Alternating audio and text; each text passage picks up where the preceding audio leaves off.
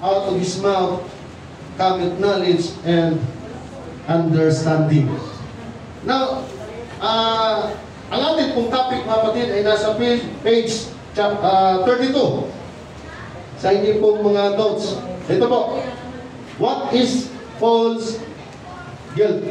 Ito po yung topic natin pong pag-aaral ngayon sa lahat ng may mga notes. Ngayon, sa wala pong mga notes, i-encourage ko po kayo maging mga baguhan natin sa Panginoon. At yung mga matagal na wala pa, ito po'y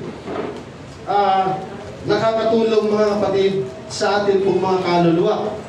Hindi po lamang tayo nagbibilibits po nito, kundi maging sa pamamagitan nito ay pwede tayong gamitin ng Panginoon to share the Word of God to our relatives, to our friends, to our classmates, mga co-workmates natin ay pwede po natin mabahagian ng salita ng Panginoong Diyos. And then, sabi ko po nung nakaraan, ay magtawag po ako ng nanay, isang tatay, isang young people, to memorize the book of 2 Corinthians chapter 7, verse 1. So dahil wala tayong monitor, mga kapatid, pakirili lamang po yung inyong mga Bible para masanay tayong magbuklat at magbasa ng talata. So hindi na ako magtatawag, mga kapatid. Anyone can volunteer to memorize ng 2 Corinthians chapter 7, verse 1. Meron po pang meriendang 100. Sino man po naka-memorize? Meron po. Ayun, Brother Jess. Pakirili ng 100, Pastora. 2 Corinthians 7:1. Therefore, beloved, since we have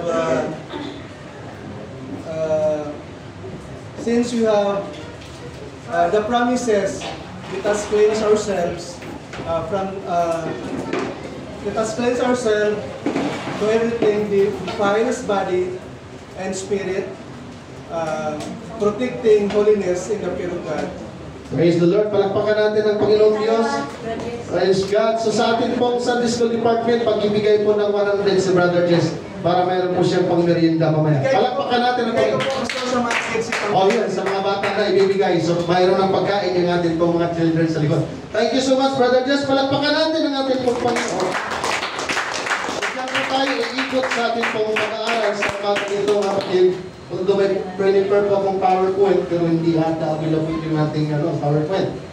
So napakagandang talata po yun na sinabi ni Brother Jess na alam natin, nataglay na natin yung pangako ng Diyos, no? Tayo'y nilinis ng Panginoon o tayo magsipaglinis sa ating pong sarili sa lahat ng karumihan ng laman at ng espiritu na ginagawa nating sakdal ang kabanalan sa pagkatakot sa atin pong Panginoong Diyos. Amen? Amen.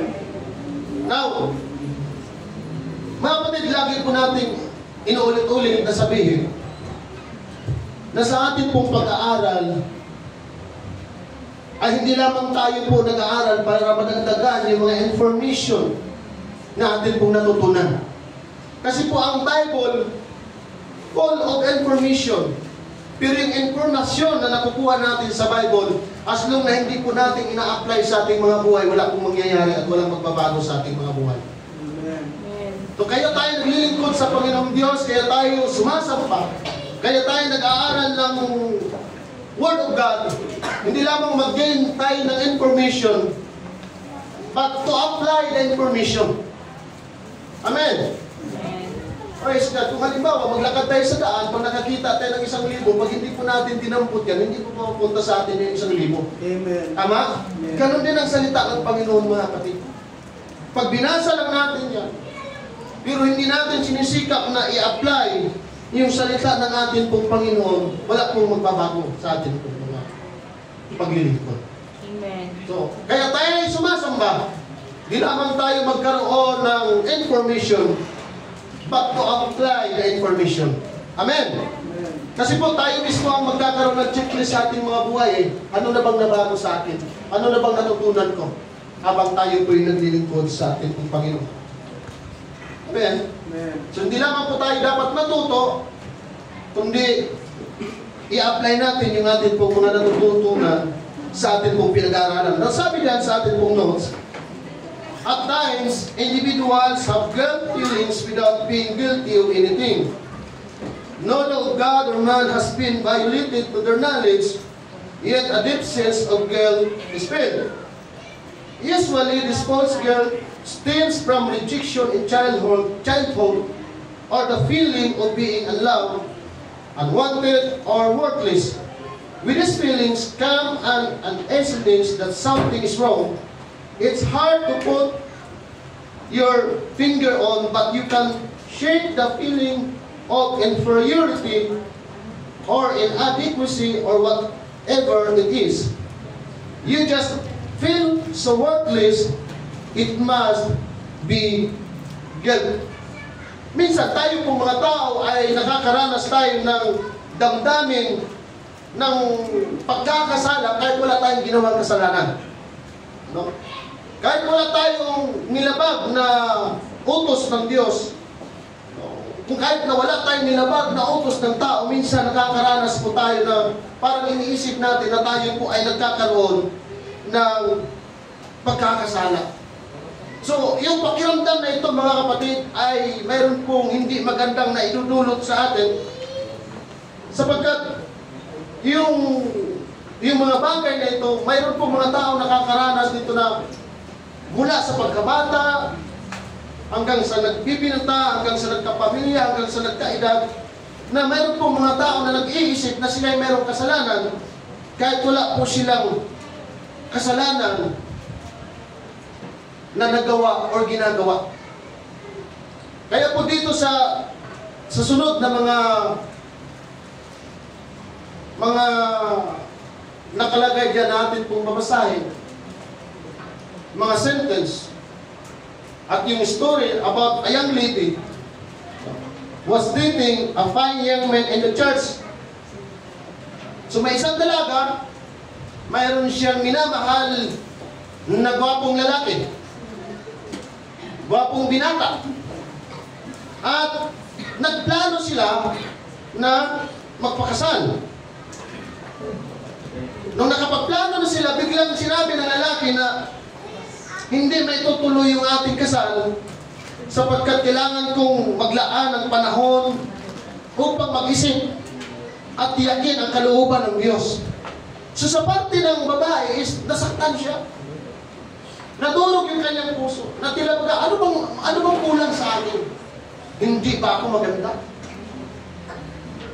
Kaya itinigil niya ang kasal. Mayroon ba akong pagkakamali na nagawa sa kanya? So nakaramdam po siya ng guilt feeling.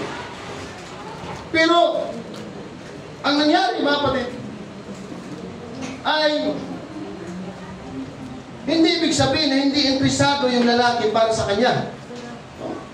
Kundi, kailangan lamang ng lalaki na unahin niya yung ministeryo sa paglilingkod sa Panginoon.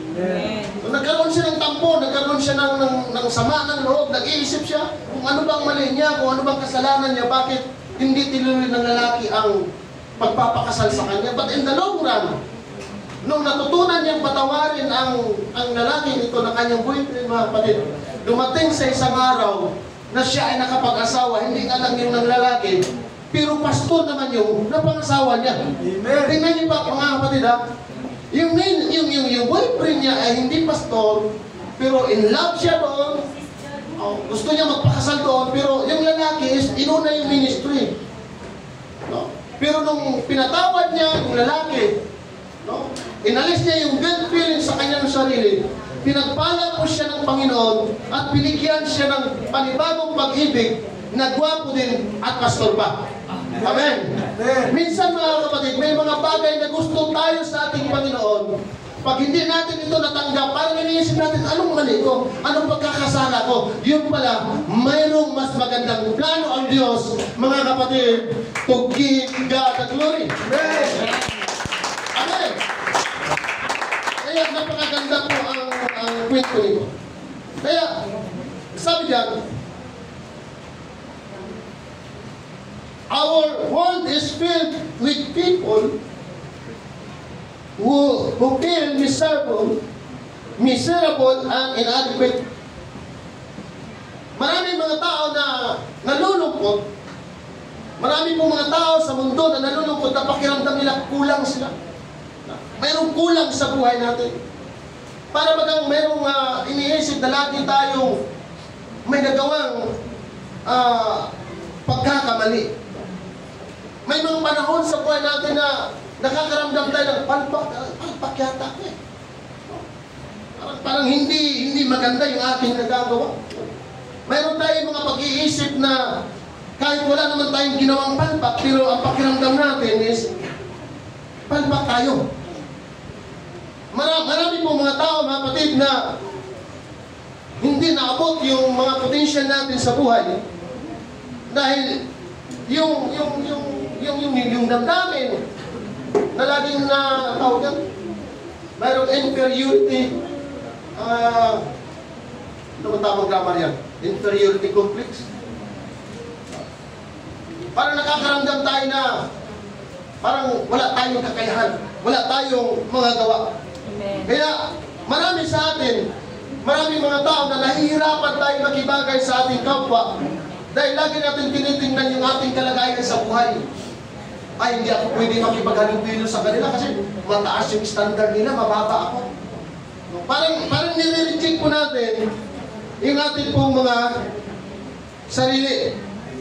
Sa madaling salita po, mga kapatid, ang bawat isa sa atin, tayo po'y nilikha ng Diyos.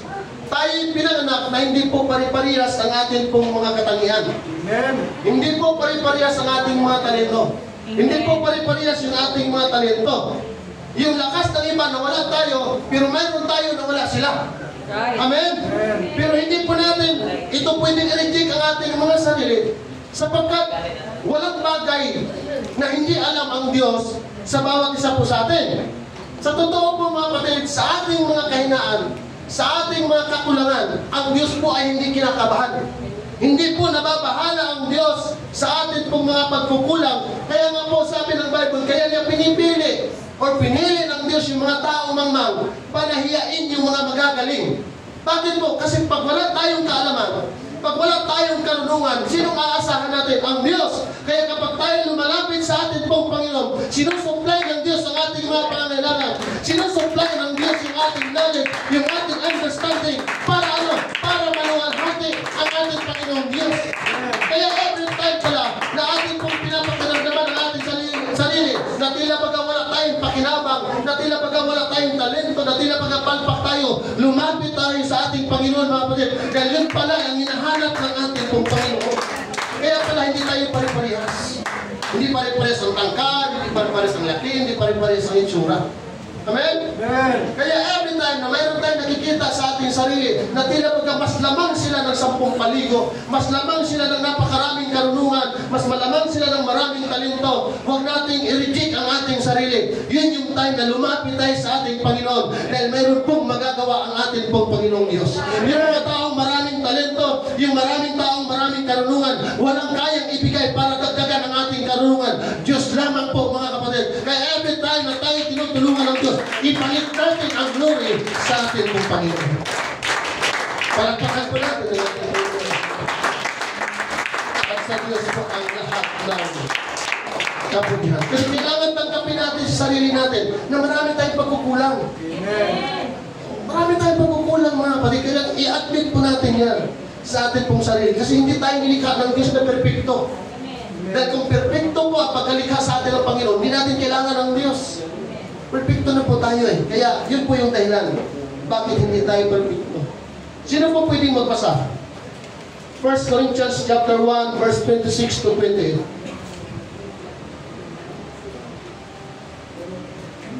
Yung mabilis mo magbuklat. 1 Corinthians chapter 6 verse 26 to 28.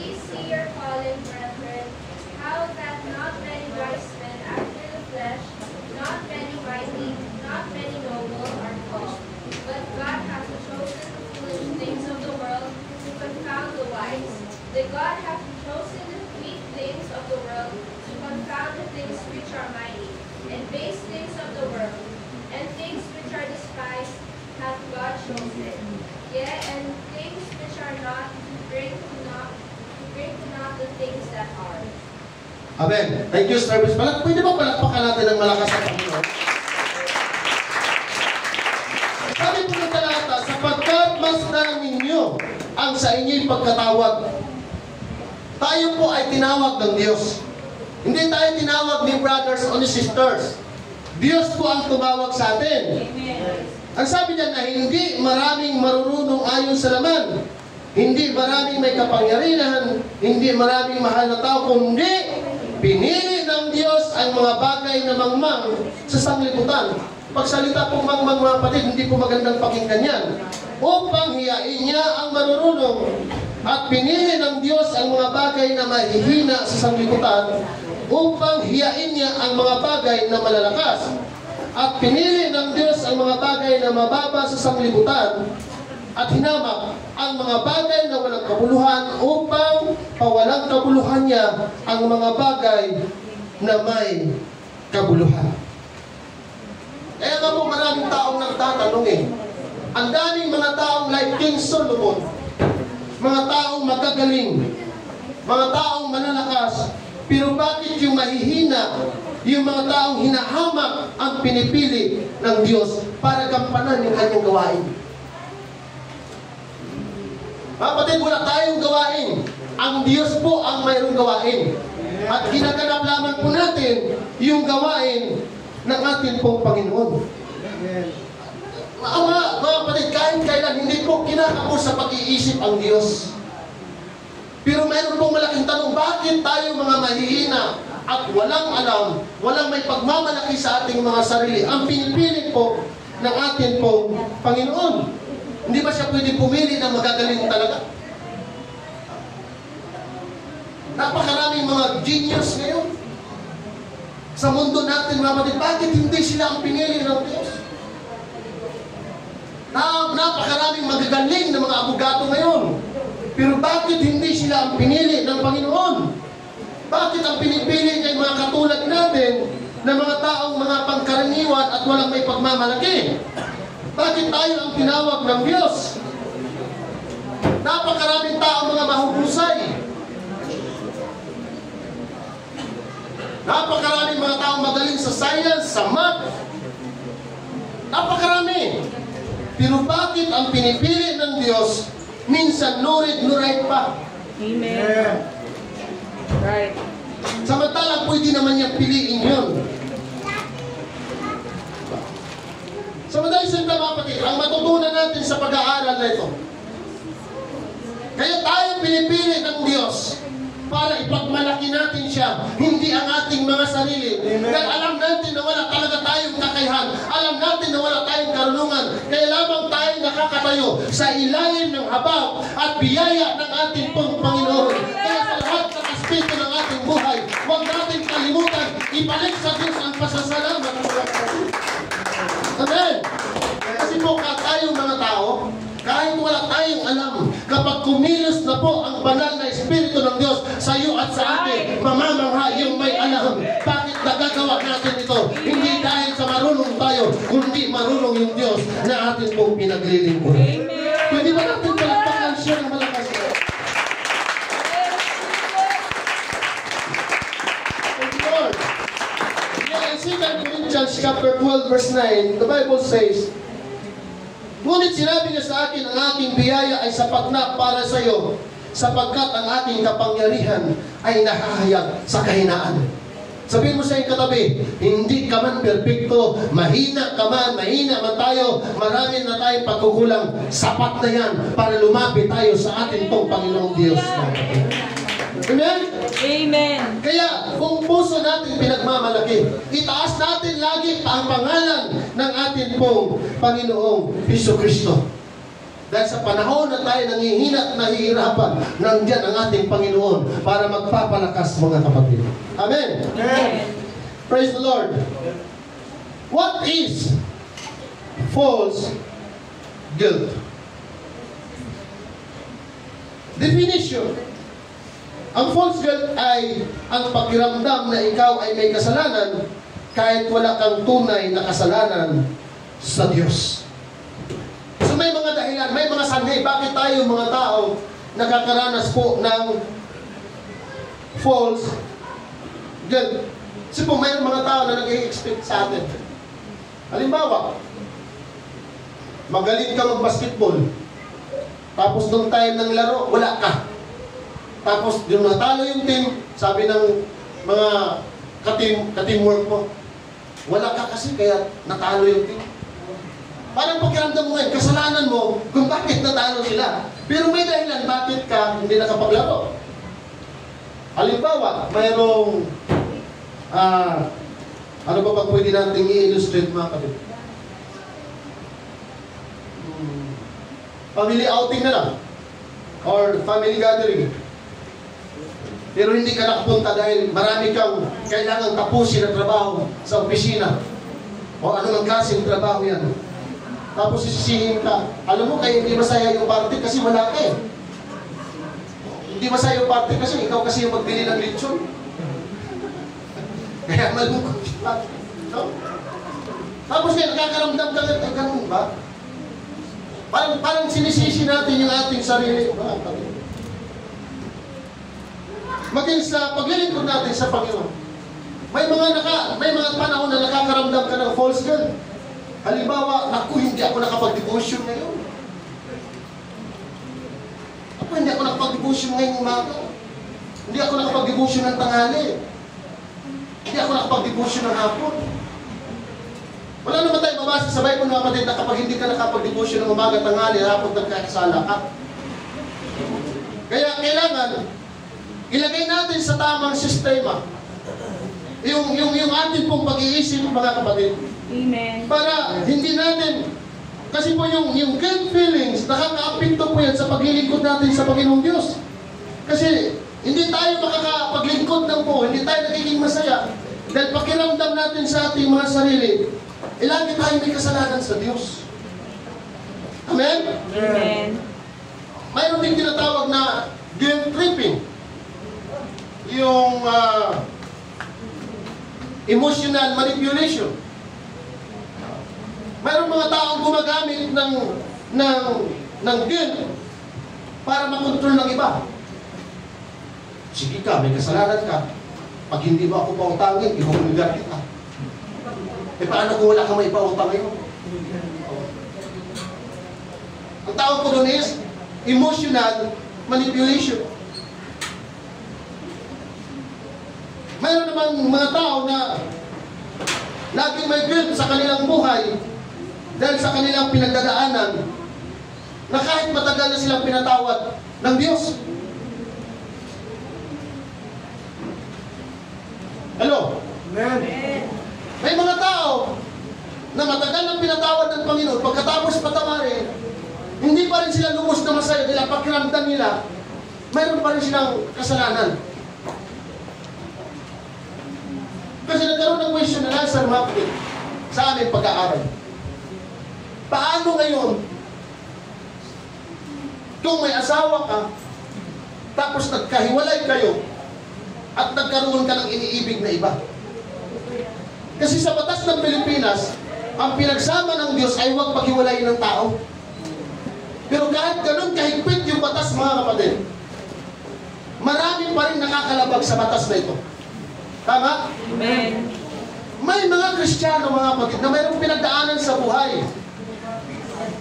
Pero kung yan ay hiningi na natin ng sisi sa Panginoon, baptize na tayo sa pangalan ng ating Panginoong Hesus, pinatawad na tayo ng ating Panginoon, yung ating mga sarili, palayain na natin sa nagawa nating kasalanan dati. Kasi useless yung nagbabautismo tayo, useless yung nagsisi tayo, useless yung humingi tayo ng tawad sa Panginoon, useless yung pinatawad na tayo ng Diyos, pero tayo sa ating sarili, hindi natin kayang patawarin ang ating sarili. Kaya nga po mga kapatid, kung meron tayong nakita mga past sins ng ating mga kapatiran, kung meron tayong nakita ng mga pagkakamali ng ating mga kapatiran dati, huwag na natin silang i-condemn. Yes. Bakit? Hindi na nila ng tawad sa Panginoon yan. Nagsisi na sila mga kapatid. Ang sabi ng Bible, magsisi kayo at magpabautismo ang bawat isa sa inyo sa pangalan ng ating Panginoong Jesucristo para sa ikapagpatawad ng ating mga kasalanan. Amen? Sabi ng Bible, pag nagsisi ka, pag tinanggap mo ang Panginoon, pinatawad ka na eh. Kaya lahat ng ating mga nagawang pinagdaanan o Panginoon. Huwag na natin i-condemn ang ating sarili ngayon na tila baga, dala-dala pa rin natin, hatak-hatak pa rin natin, pasan-pasan pa rin natin. Amen? Amen. Kaya, pinatawad na tayo ng Diyos, patawarin na natin ang ating mga sarili. Amen? Amen. Si katulad yung mga kapatid, best friend mo. Tapos yung best friend mo, may boyfriend or may girlfriend. Tapos naghiwalay sila. Tapos pakiramdam mo sa sarili mo, ako talaga dahilan kung bakit naghiwalay sila. Kasi chinismis ko kasi sila. Pero hindi naman talaga ikaw ang dahilan. Pakiramdam mo lang yun. Yan po yung sinasabing false guilt. Pakiramdam mo lang na may kasalanan ka, pero wala. Marami talaga akong pagkukulang. Marami akong pagkukulang sa pamilya ko. Marami akong pagkukulang sa asawa ko. Marami akong pagkukulang sa anak ko. Mga kapatid, hindi lahat ng pagkukulang kasalanan. Hello? Amen. Hindi lahat ng pagkukulang kasalanan. Bakit? Tayong mga tao may limitasyon eh. Dahil kung walang limitasyon sa atin, wala tayong pagkukulang. Amen? Amen. Kung tayo ay perfecto, wala tayong pagkukulang, wala tayong pagkakamali. Si Job, mga kapatid, sabi ng Bible, matuwid sa harapan ng Diyos.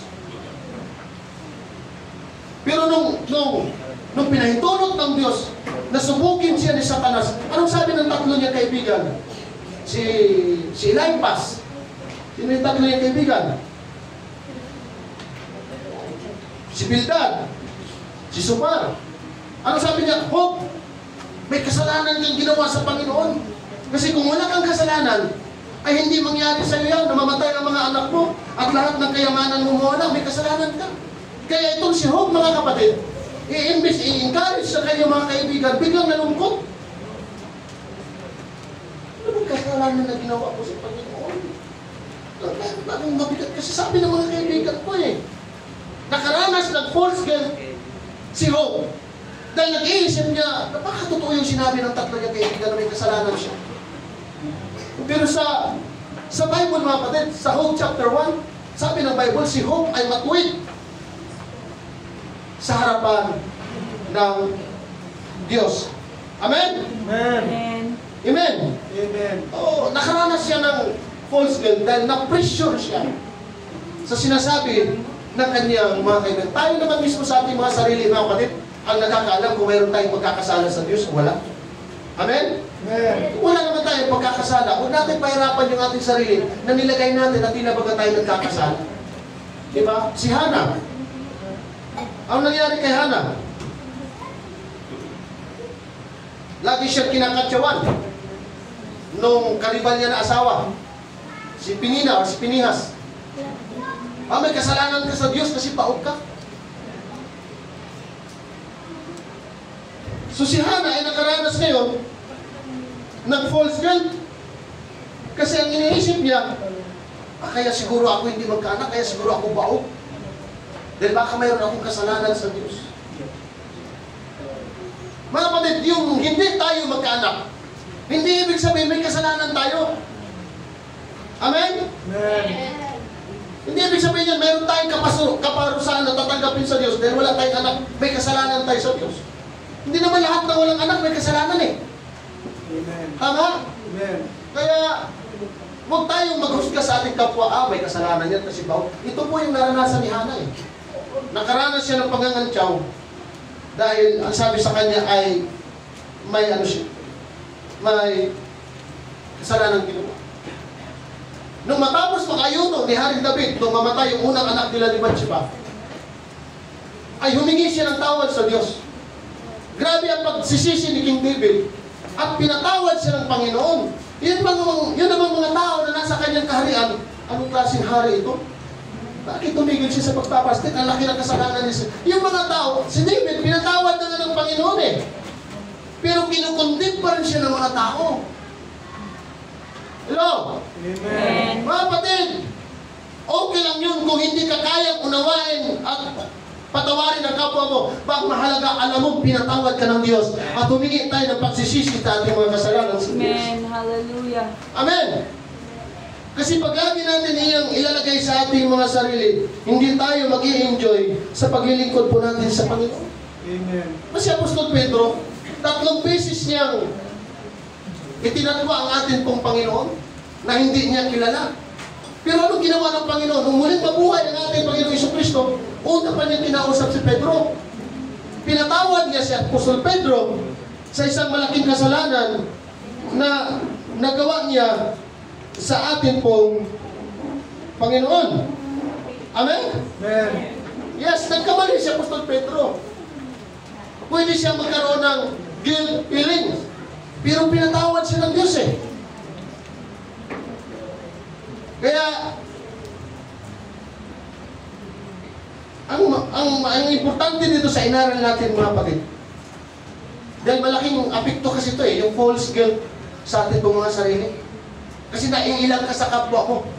Maiilang tayo sa tao ngayon. Dahil tila pagpakiramdam natin, ang tingin sa atin, is mayroon tayong nagagawa mali. Mayroon tayong nagagawa pagkakasala. Ang sikapin natin mga kapatid na maging malinis, yung relasyon natin sa Diyos, hindi sa tao. Amen. Dahil sa tao talaga mga kapatid, lagi tayong may pagkukulang. Ang mahalaga, nagkakampanan natin yung sinasabi ng ating pong Panginoong Diyos. Amen. Dahil kahit marumi ka sa tao, ang mahalaga, malinis tayo sa harapan ng ating pong Panginoon.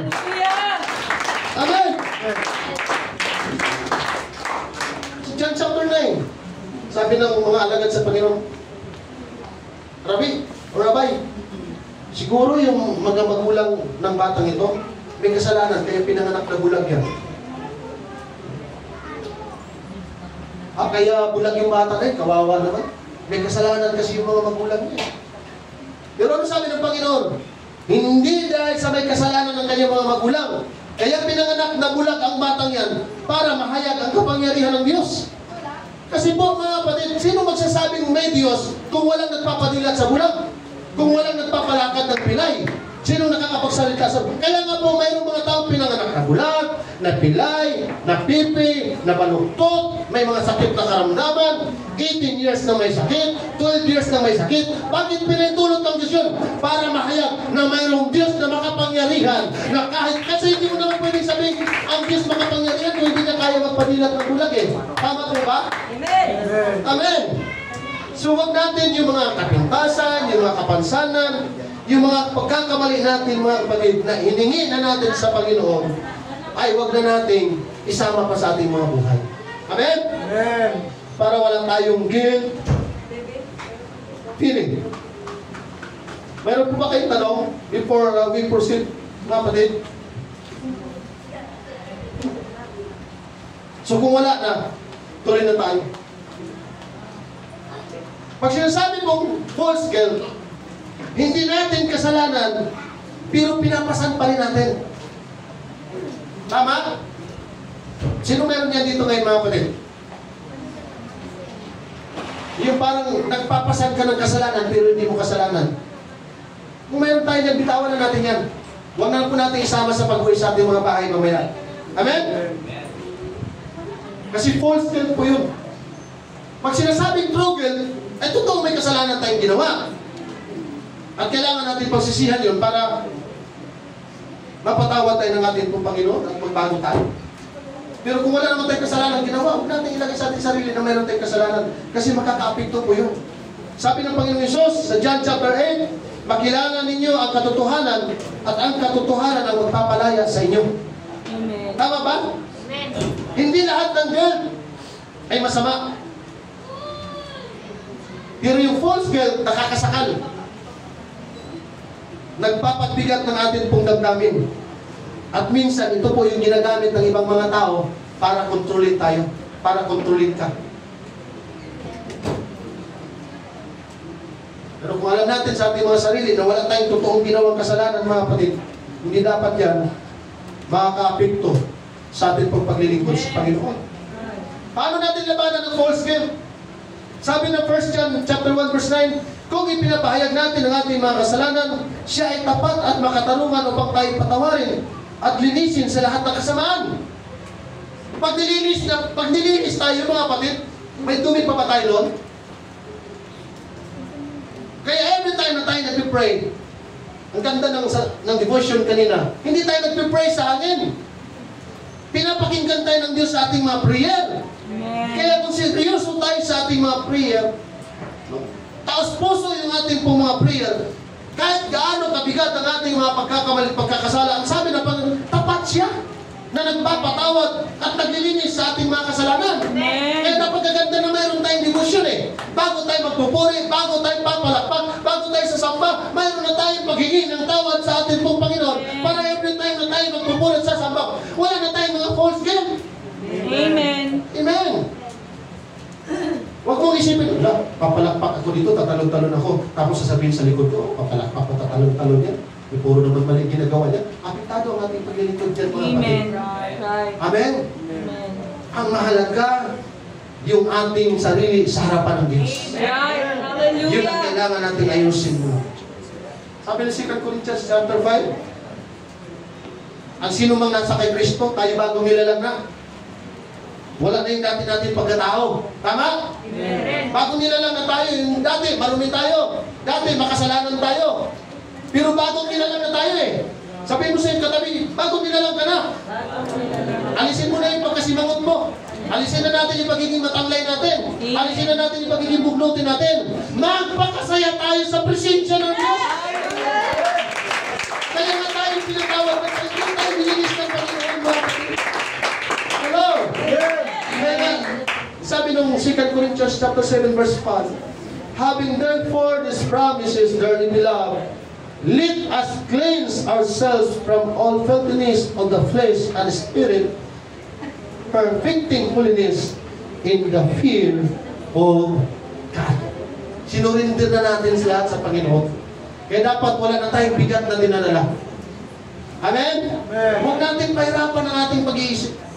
Huwag na po natin pahirapan ang ating puso. Amen? Hindi man mag-i-enjoy yung mga taong nakakakita sa iyo at negative ang tingin sa iyo. Ang mahalaga, i-enjoy mo ang sarili natin sa presensya ng ating Panginoon. Now, I want this another topic to discuss to you. Sapagkat ito po'y napakahalaga sa atin ngayon. Lalo na po, yung AI ngayon, yung internet ngayon is mayroon pong napapanood tayo na mga sinishare sa Facebook na kapag mahina ang ating pananampalataya at hindi natin alam ang salita ng Diyos, madadivert yung ating pananampalataya. At ako po'y nagpasalamat doon sa kapatiran natin na nag-chat sa akin at nagtanong at sinare sa atin yung video. At isi-share ko rin yun sa inyo mamaya mga kapatid kung hindi ko makalimutan. At kung makalimutan ko man, paalalahanan ninyo ako. Tapos na po tayo sa false guilt. Kasi po ang sabi ni Pastor, may mga nagtuturo na hindi na kailangan ang bautismo. Kasi yung